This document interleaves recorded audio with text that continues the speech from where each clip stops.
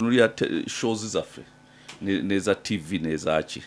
olabanga zaayononeka abantu babeera okwo beevuma beeyogerako bakola ki teriayo ateesa bya ggwanga kati nolaba nti waabaddewo political talk show ninga talk show twazze wano Kibazo oli kino Kabuleta oli kino Kibazo oli kino Kabuleta oli kino ne tugenda ntwadde ne political talk show kati abantu abawuliriza naye banga bakiki baafunyeemu naye nga kireeta ekyo ne baŋŋamba nti naye baatuwa condition UCC nti kulina okubeerako wa NRM kakati ne ŋŋamba nti kati ate nze sijja because soka ombuulire quality yo NRM gogenda okuleeta because waliwo abantu abamu nga tosobola kumunte okay sikyogedde nti njagala kwewaana naye nga quality si yeeyo gy'ogamba sifaayo nti oli wa NRM naye ng'ogenda kuleeta quality debate eri awo gye tusobola okubaganya ebirowoozo byennyini n'oleeta ebyo nange n'endebe byange kati olwavaayo bwe nti mu June kati nze ŋŋamba nze Kabuleta ninga ngenda kwesitimbawo n'ekirowoozo kyafulumya nga sina nakola press conference nga baagenda dde wange mama wange alina obuyumba obwabapangisa bonna nga bujjuddemu ba intelligence biki omusajja talina muntu gwanyomba omanyi lwaki because Obote yamunyooma n'agawa atasaala kubeera MP atasaala kuwangula kalulu ka MP afuga ggwanga ki kati Obote n'afiira mu exile omusajja gwe yanyooma yafuga so kati Museveni talina muntu gwanyoma kati alaba Seya nga Seya ze asitudde akati aleese gundi n'agamba kati ono omusajja tumukoze tutya kati n'alyoka bamuyita mu State House n'amugaa kati tutegedde nti olina obusobozi obufuga eggwanga lino n'obuganzi abantu bakwagala n'ekikulu kye kyolina tolina bitabo kati twagala kuwa ssente ogenda osome ebungereza oweze ku bitabo oveeyo ojje wano obunaagenda okutuuka mu 2006 nga zemalako tusobole okuwagira ofuge kijukira kati eyo gundi yakikozesa abantu bangi nnyo because awo yateekawo awo nti sawa yange eweddeko bani abaagala okufuga bonna abajjayo omutwe tekuli mulamu nakati ekyo kyennyini kye bagamba kyensaba tusobole okuba wano Moi yakikola Museveni tagenda kikola waye tumanyi plan gyayina naye tusobola ffe ng'abantu okutuula ne tugamba nti kati ffe tutudde wano ati mutuula nani mutuula n'oli alina obuyinza oli alina obuyinza tajja kiwagira naye ajja buleka at some stage one way or another. Peter Kibazo mu studios ogikwanjulira ndine Joseph Kabuleta. Omanyi Museveni agamba nti akoledde economy ekolera buli omu but akitunulira in very basic terms because ekituufu kiri nti lwaki bano ba content creator balina okugenda ewuwe okubaako nekye bakola. First of all njagala okutegeeza abantu nti eno content wa social media abantu kwe badde basigazza okubanga maybe oba oliawo ne programs ezimu n'endala okubanga basobola okugenda okufuna ebintu ebitayina sivu y'amaanyi nnyo because kati zinafuna obuzibu okugenda most of the bw'otunuulira shows zaffe neza TV nezaaki olabanga zaayononeka abantu babeera okwo beevuma beeyogerako bakola ki teriayo ateesa bya ggwanga kati nolaba nti waabaddewo political talk show ninga talk show twazze wano Kibazo oli kino Kabuleta oli kino Kibazo oli kino Kabuleta oli kino ne tugenda ntwadde ne political talk show kati abantu abawuliriza naye banga bakiki baafunyeemu naye nga kireeta ekyo enfunda nnyingi bantu bampiseko programs ogenda okwogera ne baŋŋamba nti naye baatuwa condition UCC nti kulina okubeerako wa NRM kakati ne ŋŋamba nti kati ate nze sijja because soka ombuulire quality yo NRM gogenda okuleeta because waliwo abantu abamu nga tosobola kumunte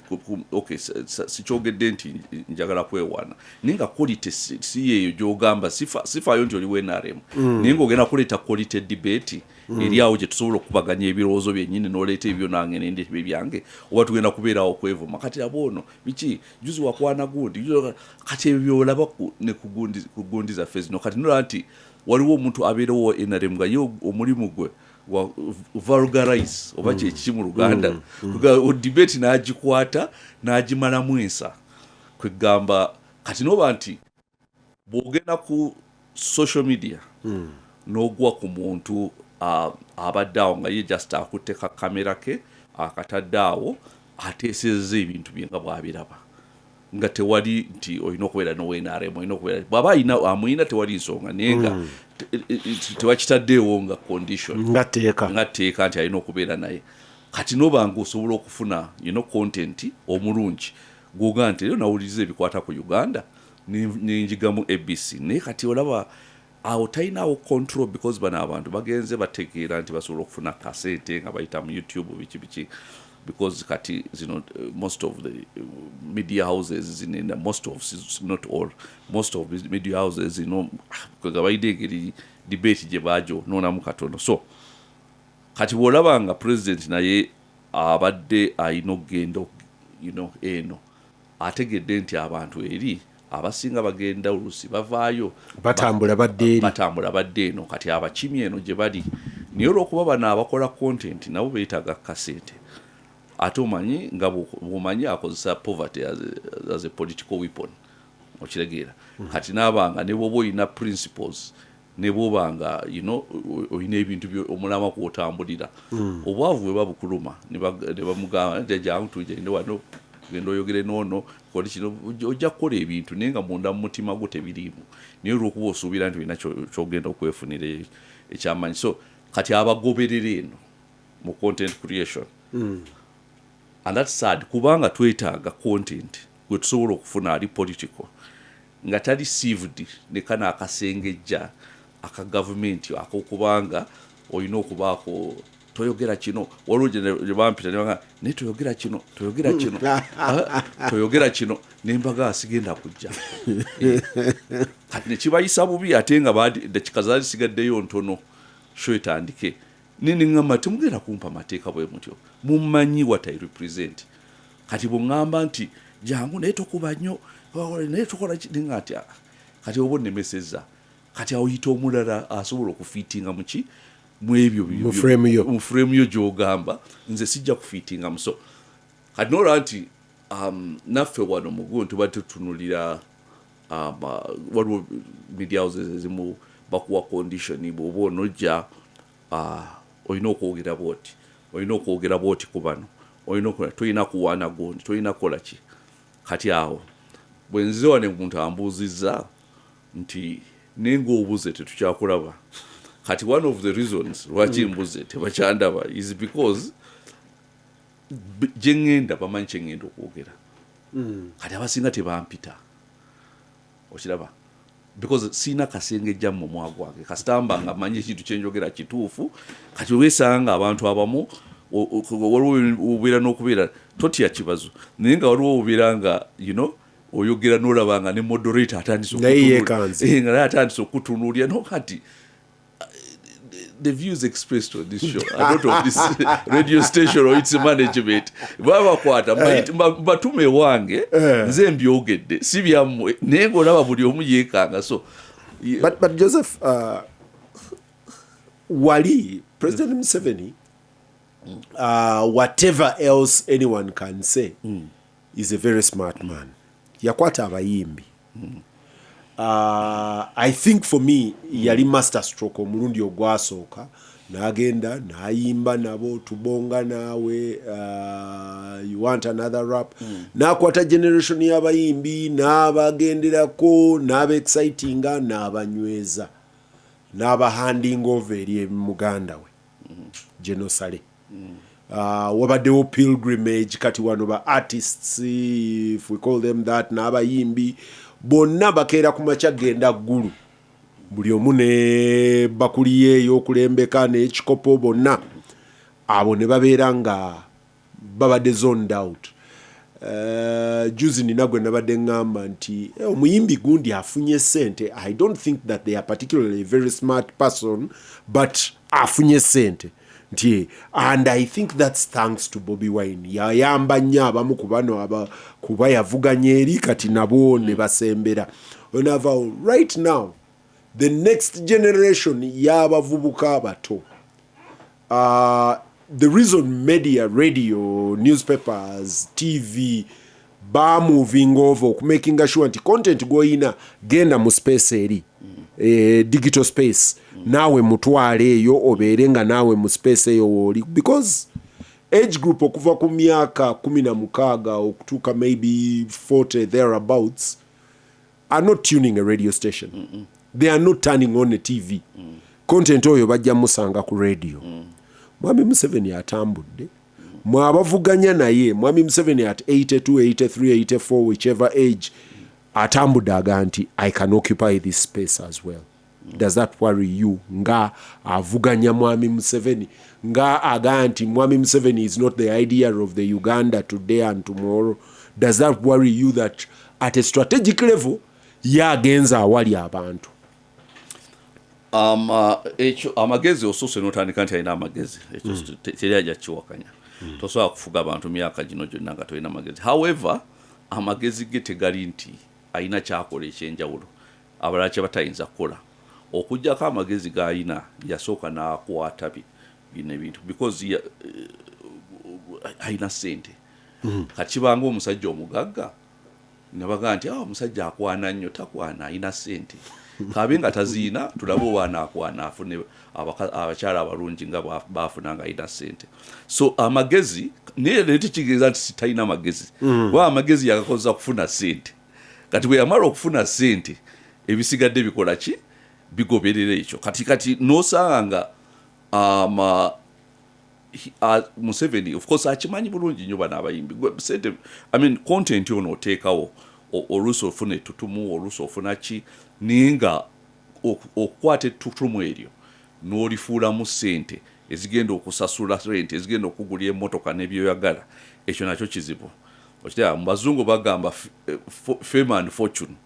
waba ofuna ettutumu kugirako ssente naye kati ffe wano ofuna ettutumu nga tekuli ssente. Kati bantu bangi nnyo bye tulabye abaali balina ettutumu ninga b'amaanyi ninga olw'okuba waliwo weakness eyo nti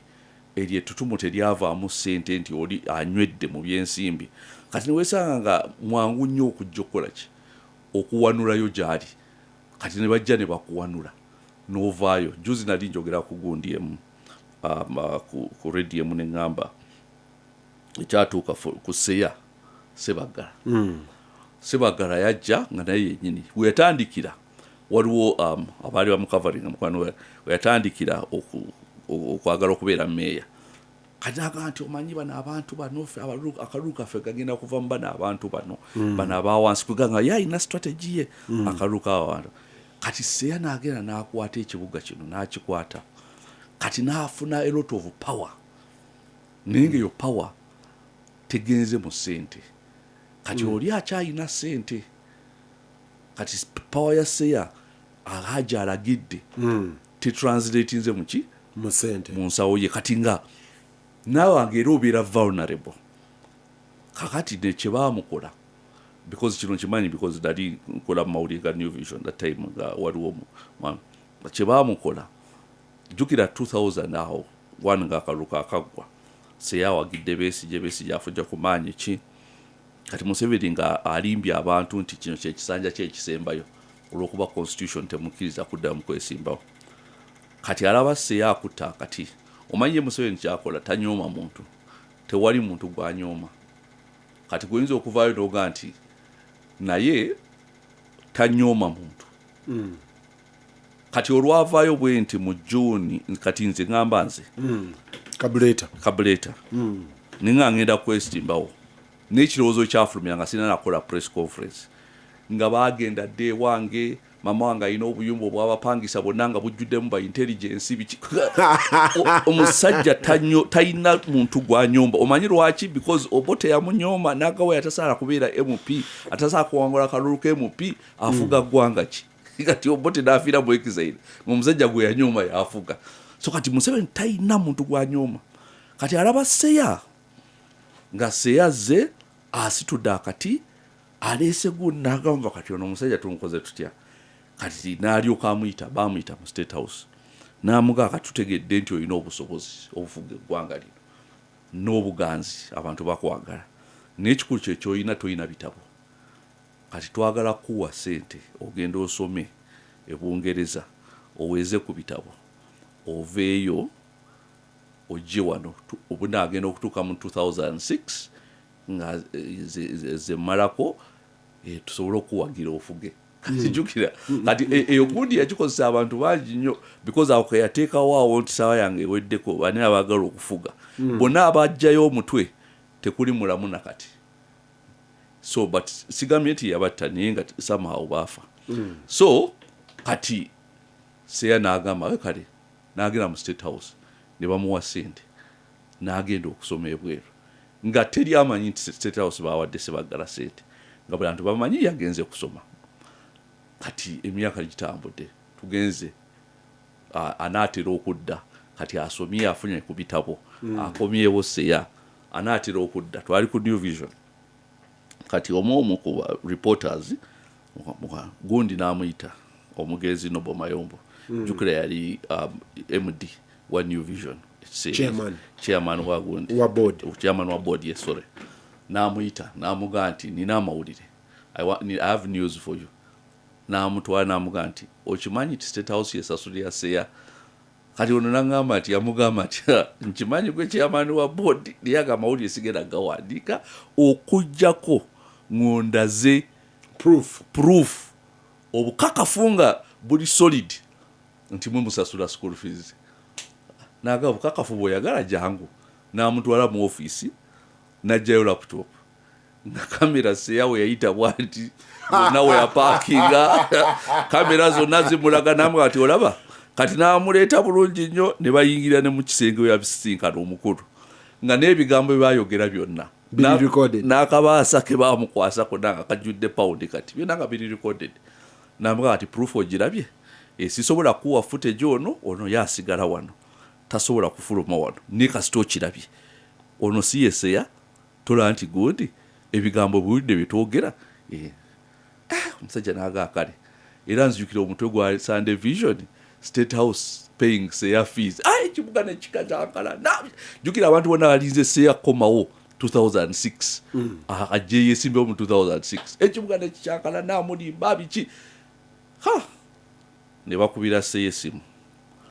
kituufu State House yekusasulira seya naga ekituufu ne kasa sente zamiwa musolo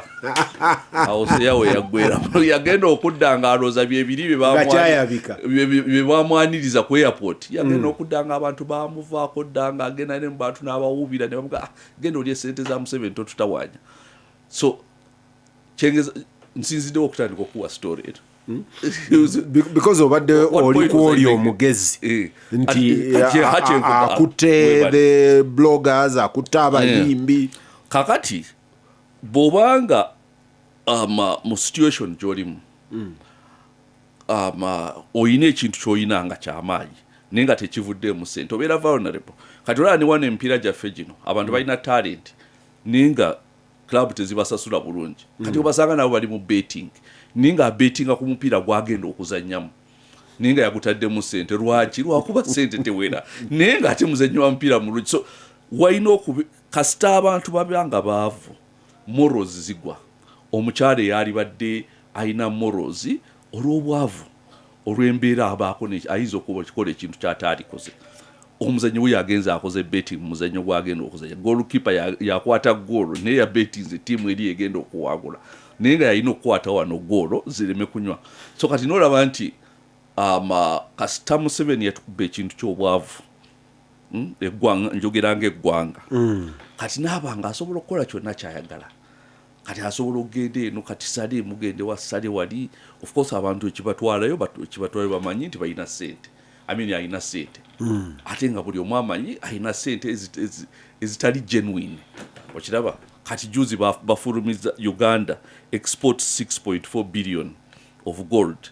but all that is Saleh is the godfather of gold on less than 300 million out of 6.4 billion owulidde less than 300 million zezirabikako wano kati ola tutunda gold 6.4 billion dollars aliwa wano mu budget ku income statement talimu naye nga ava mu ggwanga n'atundibwa so kati n'olaba nti batudde ku ssente kati gwe bw'ogenda ng'oli mwavu olina ettutumu lyo bakikoze n'abamawulire bangi you know, abaali ab'amaanyi nga balina amaanyi mayitirivu naye nga ekya ssente ne kigaana kati ne babanga saawa yonna Joseph ettutumu lyo bagenda kujja baligule ate balikuggyeko because abantu bano abakwagadde nga tobawadde ssente nga bwe kyali ekyasseeya Hajji alagidde talina nusu gy'abawadde bwe bategeera nti obuganzi bwabwe obututte n'obutunda n'ofunamu ssente ate bakukyawa bubi. Joseph Mwami Museveni ennaku zino bw'abadde ayogera aga nti economy yaseeseetuka n'etandika okukolera abantu ba bulijjo nti abantu abaali akiyita nti kyonda kyonka people that were garden to mouth baagenda mu katale osanga mama wa Joseph nga yandibadde mulimi naye nga kati alima n'atwala mu katale kati economy eyina akatale and the katale is responsive. Mbadde nkebera wano nawulidde mukyala Museveni first lady ng'aga nti bwe baatuuka wano mu 1986 economy ya Uganda yali ya billion 5 seza dola eza UGX. I need to double check that. Yagambye kuba kye yagambye naye kakati twogera ku 78 trillion a budget eya the GDP tuli mu economy ndoze eri valued at about 200 and something trillion. Jo bwoba otunda mu bantu kuba nali nina gwenjogera naye avuganya jeno muntu nga jeno muntu aga nti ebimu ku byemweraliikiriza ku bavuganya Museveni is failure to acknowledge that there's been a move over, and that is not what we challenge. The move over has been there. Kati then what? Kati awo Joseph gwavuganya Mwami Museveni nga ye kino kya flagging agamba abantu nti economy bakolera kuluna abadde abagamba nti protect your gains. Omwana ayina kamera, omwana ayina omuzindaalo, omwana asiika chapati bamugaa nti owaye nti he gwotundayo chapati n'ofisaayo emitwalo 2 tye olunaku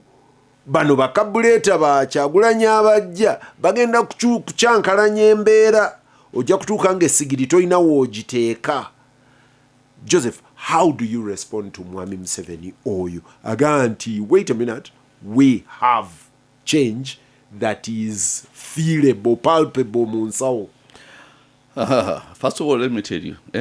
teri kintu kikyamu ng'ekyo kyayogedde mu bukyamu bwakyo. A lie, an absolute lie. Kati nze nga atambudde eggwanga lino ate nga nditambudde all over. Ogenda mu bifo ebimu wano mu Uganda muno oba otwali erango ng'ogenze abantu oyagala bakuba waadi ogenze mu campaign no abasajja abakulu n'okwata siringi 1,000 nobagagenda bwa siringi 1,000 olwa Uganda ne batula ne bakuuliza for 1 hour olwokuba basuubiza siringi 1,000 ruti olwa Uganda.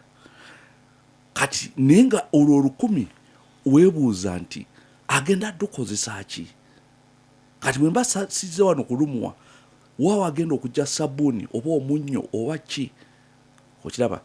Kati neweebuuza obwavu nga bukuta waliwo obwavu because kati nze emyaka gyange nakulanga Museveni nali ntegeeranga Museveni tanajja mu buyinza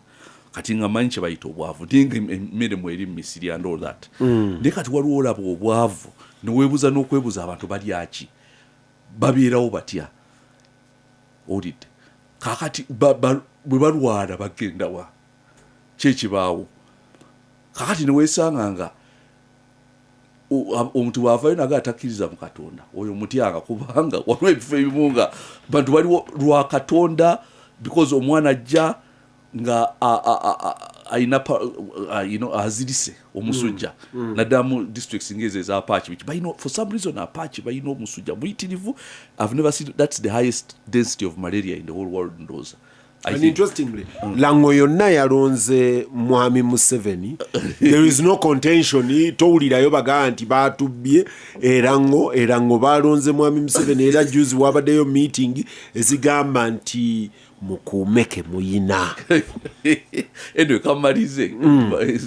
Kakati niwesanga nga this obwavu obukute jukira elango awetwogerera. Lango Museveni ayogera wano n'agamba nti simanyi value addition abantu batwalako gundi twayina abantu baalimanga pamba Lira spinning mills nga balina lira spinning mills espinninga pamba ne bakwata pamba ne bamutwala Ujiri ejinja Ujiri nekola simanyi amato amasaati amasuuka amachi uniform zetwayambalanga zonna zakolebwa mu pamba wa Uganda owulidde ne kati tewali kye tutayimportinga tewali nenga that time uniform masuuka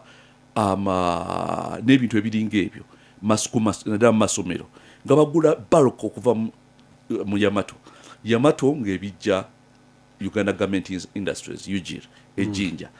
nga pamba wa Uganda kati amakulu gakyo twayina value addition before Museveni kati ajja n'akireeta ng'alinga aleese ekipya ninga yakitta owulidde kati abantu beerango olowooza baali baavuwe batyo na lira spinning mill used to employ 3,000 people awerango kati olowooza baali baavuwe batyo okutuulira siringi 1,000 for 1 hour mu myaka egyo nga omuntu asobola okukola mu spinning mill ng'ate nga sweta olugoye lw'oyambala saati gy'oyambala byonna ne bana zino saati zemuteekako amataayi zonna nga ziva mu waligondi class yonna weegi amasomero uniform wa somewhere okujja kajja kulimba bana abazaaliddwa mu mulembe gwe bajja okulimba naye ng'ate figures zaleeta ntuufu naye nga ye kyeyayiga kwe kujja prosperity y'eggwanga n'agikuumira mu bantu ab'olubato waggulu naye tetuuka eno wansi kati bw'aba agisomanga eggwanga kati kankuwa ekyokulabirako ate kino nkiwa nnyo because wenakulira we nali nkyali mu ssomero Namiryango mu lower secondary nga abaana bangi bazadde baabwe balima mmwanyi naye nga abaana basoma mu masomero eddungi basoma bulungi nnyo baavaawo ne bagenda mu mayunivasite ne basoma naye nga basomera ku mmwanyi waaliwo abantu abagagga ku mmwanyi abavuga amamotoka mmwanyi z'abala nga olaba sente wotunulaba sente z'emmwanyi ndozo oli myaka gyaffe oyinza okuba nga okijjukira ng'ogati ayo mugagga wa mmwanyi oyo mugagga wa pamba oyo mugagga wa byannyanja owulidde ng'ebyennyanja bivaamu sente that was Museveni but weyajjira Museveni nga Uganda etunda emmwanyi $94 million omwaka $94 million sijja ziteeka mu Uganda kuba ya Museveni yazikyusa kati value sigitegeera bulungi ne dollars zasigala dollar $94 million emmwanyi za Uganda zitwatunda nga sente oziraba mu bantu kati tutuli mu about 2.4 billion dollars ne toziraba ziri mu bantu balubato population yeeyongera population ne bweba yeeyongera ndagayo abagagga b'omanyi 10 kati wali nali nsobola okulaga abagagga 10 abaki ab'ebyennyanja noga oyo mugagga wa byannyanja oli wa byannyanja ne Museveni kye yakola yayeta abachina. Let me tell you, by that time mu 19 we yalitira nasindika amaje kunyanja Uganda yali 3rd or 4th mu exportinga fish to European Union. Atenga fish wa ali fresh bulungi because jukira airport eri kumpi wali n'ennyanja bichi vaawo bichi songa within like less than 72 hours ekyenyanja okuva mu mazzi kiri ku sowani y'omuzungu kati nga kiri fresh kati nga baagala nnyo ebyennyanja byaffe tilapia waffe wanaava mu nnyanja kati ensi gye twali tusinga okuvuganya nayo at that time eyali ey'okusatu nga ffe tuli baakuna yali China. Kati China yo kyeyakola nejja wano mu Uganda olwokuba tulina omukulembeze atayagaliza abantu be kati ne batwala all the fish kati the fish in Uganda gye tu exporting abachina be baje exporting ffe bannayuganda ne babagoba ku mayanja ate ng'abantu bafunanga sente nali nsobola okunemingira wano we nali mpandikira amawulire about 2005 nsobola okunemingira 5 fish tycoons kugamba nti oyo mugagga wa byanyanja naye kati ngembulirayo yadde n'omu nga waakuno nga bamuyita Mukaso oba Kabuleta oba Kibazo taliyo so that ye Museveni kyeyakuguka okukola kati ajja kulaga figures zino ate nga figures ezo ezimu ntuufu naye nga kyeyakuguka okukola kwe kwata sente n'azikuumira eri mu bantu b'olubatu eno wansi n'asigazaayo ki nga teri kantu bantu bali awo baliize PDM baliize ki kati kiri kyobadde ogamba nti erango balonda Museveni kino nsobola okukola thesis ku kyo singa bangamba okukola thesis buli obwavu bwe bukwata kati abantu balonda NRM olaba lwaki tebaginyiigira bunyiigizi ne bagamba tetujja gironda kati ekyo thesis kijja kubeera mu thesis conclusion apuliriza nkomawo Peter Kibazo mu studios gikwanjulira ndine Joseph Kabuleta eriyo Yunus Kasirivu agandi Joseph weetaaga okuyingira ekibiina eky'amaanyi abadde akujjukiza Shikibo Shats naagamba nti Joseph yeetaaga okuyingira ekibiina eky'amaanyi nti Jolly, you are a lone voice in the desert and you're not making impact. Ye Yunus bwakugamba. 1 second. Ono Lwanga ganti Kibazo Joseph muwuliriza n'ebirowoozo ebyo bikola bitya okubeera nga bijja abantu byonna byayogedde abantu baavu ye Wycliffe Lwanga abantu baavu naye abaavu basigadde balonda government. Maybe it's your messaging as the opposition that is not hitting the people, because how do you explain that bino bwe bibeera? Obeta ono bamuyita Obeta Guardian akugamba Joseph, I appreciate everything you say, but how do you explain that in a country where everyone is poor, everyone is hurt, they are not hurt by injustice? Obeta Guardian. Kati kanzokenzi achechi tubadde tuogerako akachalo mu break kyemba tukugamba ekyo solo kikolako thesis ekya NRM ne poverty singa bansaba university okusimanya oba amagezi agakola thesis kyagayina emyaka gitambudde ne kyekuga kiri nti wonna obwavu bwe businga okukwata akati abantu bonna balonda NRM kati ekyaki Museveni akimanyi lwaki kansoke ntandikire kino kansoke mpe example kuwadde ey'abantu b'Ekasese Rwenzori 2006 bwesije bwajjanga ayina amaanyi n'okusinga erukungi abantu b'Ekasese basinga omwaniriza nga Kasese teri wadde muntu yedde n'ogowa NRM MP biki nga bonna bali anti-government bubi nnyo lwaki baali bafuna kasente baali balina kasente waliwo reire nga bafuna ebintu wano mu kikubo basuubula ne bagenda basupplyinga Eastern Congo yonna kati nga abantu b'Ekasese balina sente nga bw'ogendayo olaba ekifo abantu balina sente omanya nga n'olweggulo mu bifo ebikyakalirwamu olaba abantu balina kasi mu sente mu nsawo nga balinga bakuboda ebusiya bwe baali n'emala kati nga bw'ogenda Arua kati nga naddaba nawo so waliwo ebifo by'ogendamu ebyapukantwe ng'olaba n'abantu balina kasente omuntu nga so kati ninga bali anti-government bubi nnyo 2006 kati Museveni ye kyeyakola najja n'abakuba omugo gw'obwavu yasooka najjawo reire for no reason n'agijjawo because gye baali bakozesa ennyo okufuna sente jjukira ebintu by'oteeka mpaka Kilembe nekoma jjukira ebintu by'oteeka ku baasi bitono nnyo ku by'oteeka ku train kati nga baasuubulanga ebintu wano mu kikuubo ne babiteeka ku train ne bigenda ne basupplyinga Eastern Congo yonna kati nga balina sente kakati Museveni wabakuba obwavu kati wetwogerera kati nabo balonda NRM ne abali very anti-government lwaki abantu abalina sente tebalonda NRM olw'okuba bw'otandise waliwo ceiling Museveni gye yateekawo nga omuntu wali bujjo talina kugisukka naye omuntu atagezaako kubuuka tategeera nti waliwo ceiling yatudde talina we yeekoona naye kati mu kibuga ensonga lwaki osanze wano mu kibuga tebamwagala because wano mu kibuga bw'otandika okukola business obanga atuuka wano ng'osanga ekikuziiza obanga atuuse wano ureze oba ekeze bikuga wonna woogenda n'olaba nti waliwo ceiling kati n'obeera frustrated kati n'ofuuka anti government naye kasita akuggyako ne ambition yonna gy'oyina okwagala okwejja mu mbeera ekivaamu ng'otuula wansi naawe ng'otandika kukaaba inaremu kati ensonga lwaki akozesezza obwavu nga political tool kati ekyo kyekinyonyola lwaki eramwo obwavu gye bukutta kati n'ekirala omuntu omwavu kati gwe bojja kankuwa ekyokulabirako oli omukyala muyaŋŋamba aba atambula bw'ati ku luguudo n'alaba akawala akato akalungi kali awo katuli ku street ndaatukwatibwako n'akayita gwe maama waliwa naga maama wange waliwa naga jangu nawe n'omwana njala musasulira fees agenda asome omukyala n'agamba nti gwe sente zimpe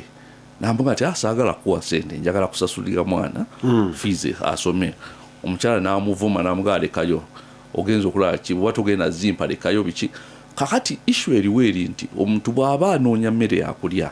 bino ebya fees by'omugambye nti asasula agere mu S1 S2 S3 ebyo ebiwanvu talina luxury kulowooza bintu biwanvu yalowooleza wano kumpi mmere ya bulijjo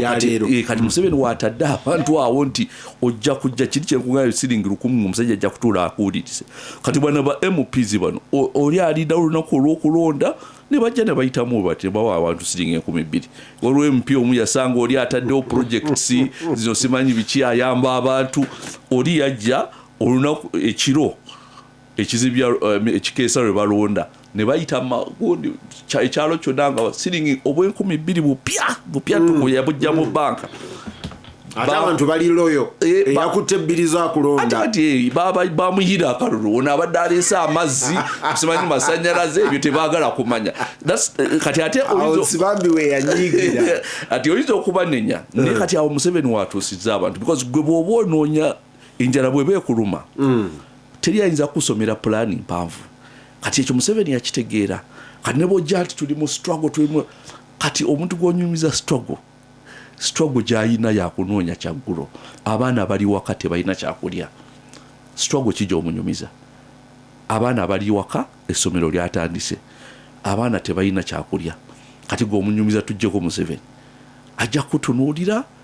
akugaye kundi struggle yange endala nnyo kati that's why middle class zezikyusa government all over the world kati awo tewaliwo detachment kubanga wawo wano Milton Tampa linnya lyakubiri Kibazo webale kuweereza opposition is detached from the reality people are happy with the NRM programs ye Milton awo siwe wali abantu kubanga the bulk of the people be bali wansi sibe ba middle class sibe ba mwogera luzungu ate ne middle class by the way nze Joseph ate okwawukana naawe nze ndowooza bano ba mwogera luzungu ba musiba tayi ba Kibazo are the most cautious baga nti waye akawugo kange they are comfortable with the status quo abasinga obungi baga nti wange don't rock the boat they are not comfortable but they feel they have a lot to lose kubanga kino nchi experience nze nnyo obasanga nabagamba lwana naye ffe tetusobola kulwana nagamba kati ze ndi lawyer baklayanti bange bonna a government parastatals mwenzija kasente nemmala ngenda anti government abaana babakyusa okola ki kyemba ebegudde because bano bebampa retainer ebeezawo kyemba nesasula abakozi nekola ki kati no agenda okubalira ng'olaba kyekyo ojjukira wano bw'oba ojjukira wano bw'baleeta covid vaccinations najja nendabula abantu wano temufuna vaccinations za covid because nalinda gye bigenze kati abasinga baategeera nti nali mutuufu naye waliwo ab'amawulire gye nagendanga ow'amawulire omu ne mugamba nti waki tetulabulabi nga ye naye akimanyi kyenjogeranga naye akiraba n'agamba Joseph nkuwagira nnyo kyogere neze ka radio kange sente zonna ziva Ministry of Health nakati biggest sponsor Ministry of Health when nyingirira ekintu kyo mba sikyayina sente zisasula abakozi nekitegeera nenga munange sina okay, that's the hard reality nengenderawo so kati waliwo ebintu ebimu you know but you cannot afford to resist kati babogaye bamusiba amatayi but the honest truth is this tulina okujja abantu eno responsibility y'amaanyi nnyo naye tulina okubajja njagala kuwulira ne the how is first of all tulina okufuna egundi erengeza abantu ewala because tubaguza short term goals okiraba kati ezo short term goals bwe zigaana nibaggwera mu ddala essuubi kati nojja n'ogamba for instance agenda biki agenda twali agadde agende fenna naye bw'atagenda abantu bakola ki baggwamu gonne singa ojja netandika okuzimba ekifaananyi ate kati kyengenda okutandika okukola right now okuteeka mu bantu ekifaananyi kya Uganda nga Museveni agenze because agenda very soon okitegeera and by Museveni ntegeeza dynasty ye yonna so netandika okuteekawo ekifaananyi ekipya ekya omuntu bw'abeera mu omukyala bw'abeera nga abadde mu marriage eri abusive marriage bamuyombesa bamukuba bamukola ki bamutulugunya bakola ki kugamba ekifaananyi ky'abaalaba nti kaneeyise bulungi osanga bbawange kuno omuntu tagenda kumpisa bubi oba ki naye kati bw'oba onoomugjamu otandika mulengeza eri eri nti eno reality gy'olimu si gy'olina okutunuulira totunuulira wano katandika okutunuulirako ewala otunule nti waliwo marriage ezimu si bweziki waliwo abasajja abayisa obulungi abakyala baabwe waliwo kikuga gy'asinga okwagala gy'asinga okulengera ewala that's the more likelihood nti agenda kuva mu kyalimu naye bw'oba tomulengezza wala ojja muwa essuubi kati adde wanimba kati wale 2001 mwalose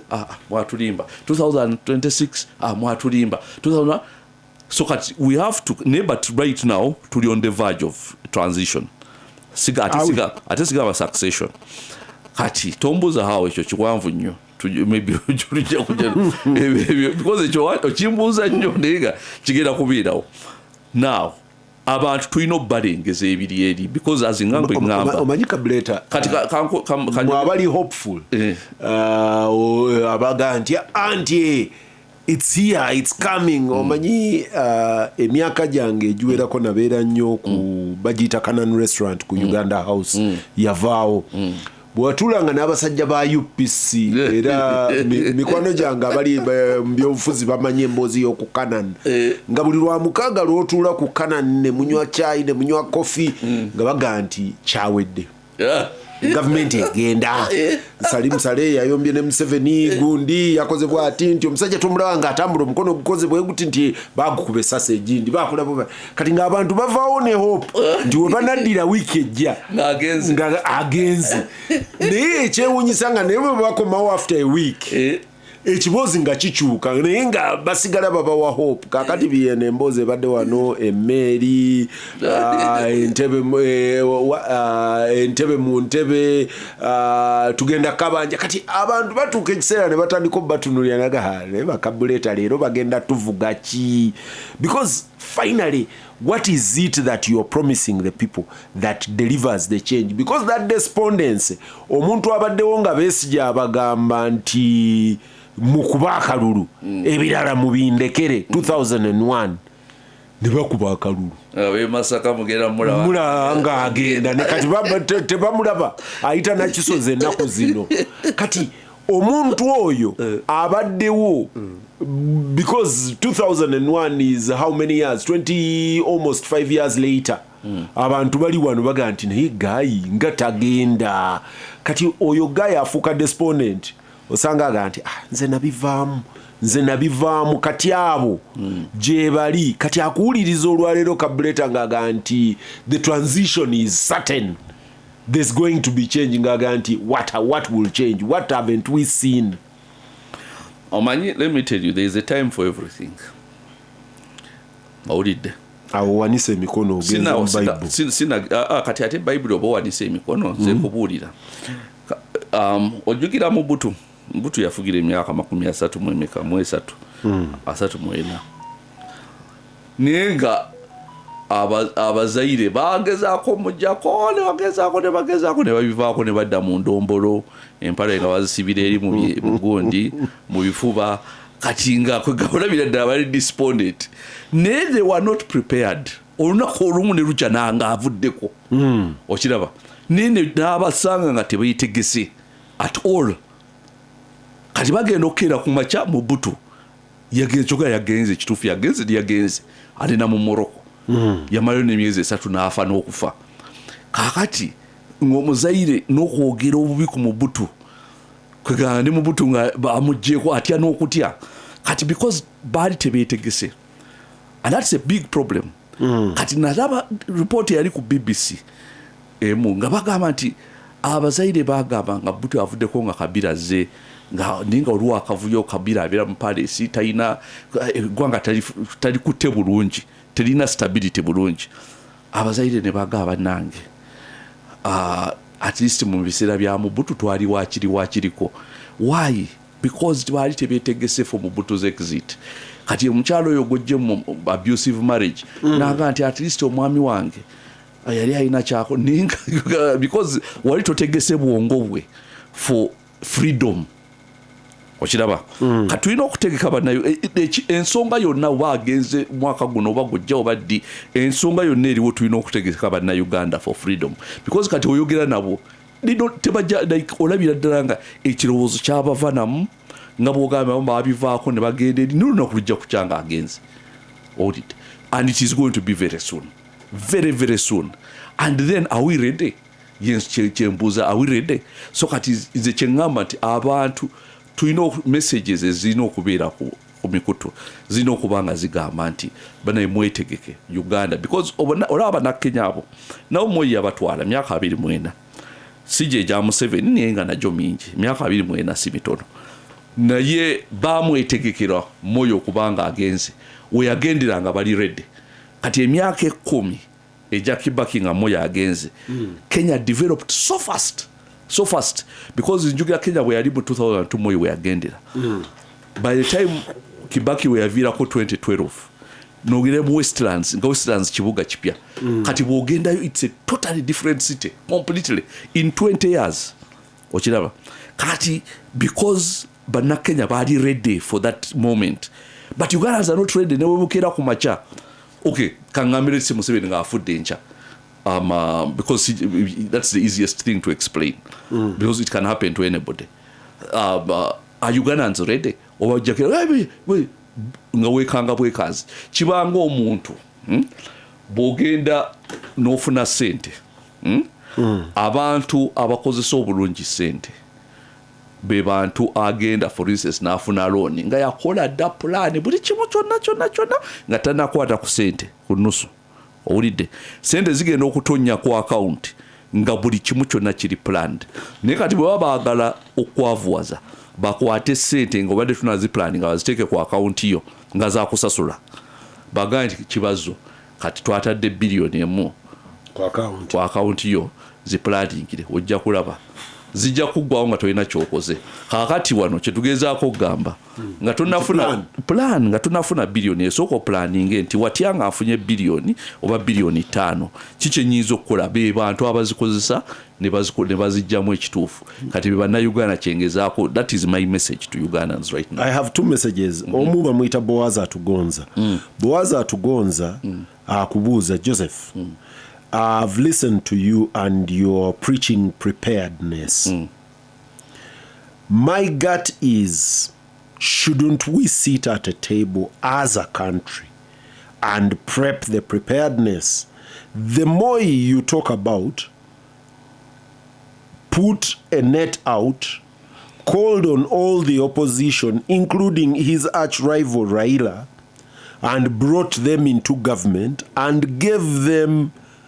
an inkling of what government runs like. This prepared them to take over after Moi, and while people think Moi's candidate was defeated,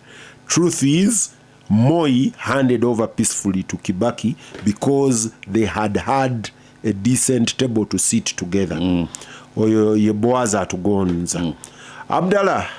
Mayanja, message ye mpanvu nnyo nejekoma naye abuuza si kyekiseera tutuule ku mmeeza emu nga bannayuganda tuteese ku the future Kabuleta gy'ayogerako abali mu gavumenti n'abali ebweru tuleme kubagana ngumi kati abo okyasoma soko kati abo boogera bwe batyo mbanja na kutema mazina because that a message yange beetuuse ekyo kyennyini kye bagamba kyensaba tusobole okuba wano Moi yakikola Museveni tagenda kikola waye tumanyi plan gyayina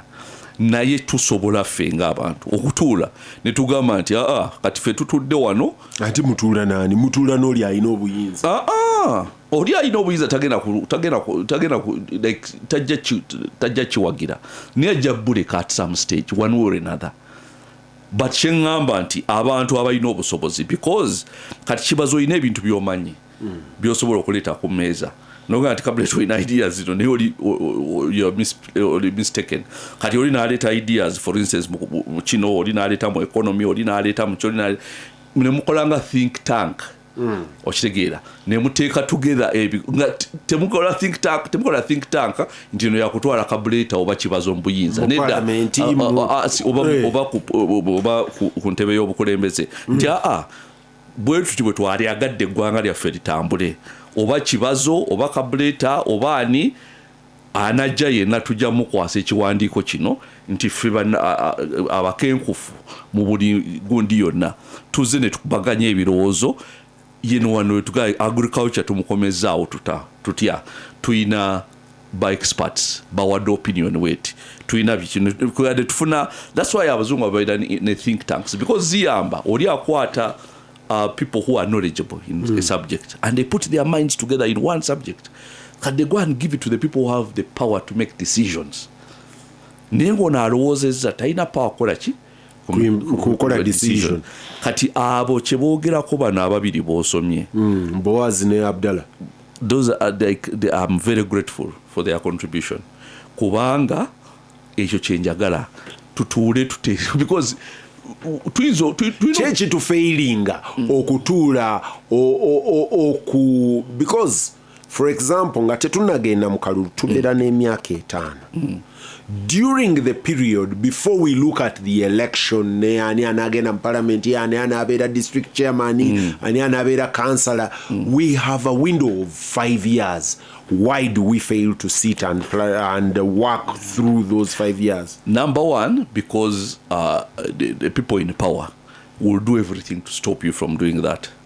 If there is you expect that. You expect that. That's yes, you expect that. Therefore, work around it. No, working around it depends on the people you're dealing with. Because Katina natandika n'abantu and I thought I'd sold to them a vision. But for simple things, oli bamwadda akasente agenze China aguze simu. Like people have very small dreams. Kati wawulira pate yange gye natandika bangobamu nenga as a president ne bafunaga ati twakugobye because of course ngomanya government infiltration. So ebyo bibeeramu because abantu balina narrow vision, balina visions eziri narrow. Kati kyenkugambe kiri nti kasabanga abantu boguza vision wano mu nsawo tekiri bulungi. Oli ajja bajjamu kubira essimu eri ajja akutunde but there will still be people whom you can sit and discuss with. So akukkiriza nti buli omu ajja kubeera bw'atyo kati bwe tusobola okutuula oli ne mu compiling tekyetaaga na kubeera very whatever just mu discussions nga zino abantu ne bajja ne baleeta discussions. Jjukira luli twabeeranga ojjukira ebimeeza bye byatandika ng'abantu balina ebimeeza ne batuula ne boogera ensonga and keeping abantu nga bali alert. Ekyo kitegeeza nti number one electorate ebeera alert. Electorate eri alert si nyangu ya kugula sabuni ne bakuwa akalulu batandika okulonda ebintu nga bye balonda babimanyi olw'okuba information ebatuukako yeeyo naye kati genda mu bantu b'ebyalo information ebatuukako eri very received tebabayina ebintu bingi byo bye batawulira kati nga gojja n'obagamba kino naye ng'akutunuulira ng'ali oli ng'amugamba ebintu by'atamanyi. So issue eriwo is nze sikitwala nti muli munene nnyo ne tulina okubaako nowe tutandikira ate nze I'm going to do it wano ne wembeera bwomu but I know other people bajja kuneeyungako because kati olaba njogedde bwogezi bano abantu abawadde opinions nabo balowoozezza in the same line of thinking just to prepare ourselves sigamba nti bwe tutuula ne tukola think tank eno nti bino ebirowoozo nti Kabuleta ayagala kubeera mukulembeze yenna anaabeera Kibazo singa yayitawo n'abeera oba Bobi Wine oba tujambugamba nti kati goyiseewo bibino ebirowoozo wano waliwo abantu baatuula ne bakola citizens charter ne bagiwandiika a lot of very good ideas every time you read it and it suffered a stillbirth.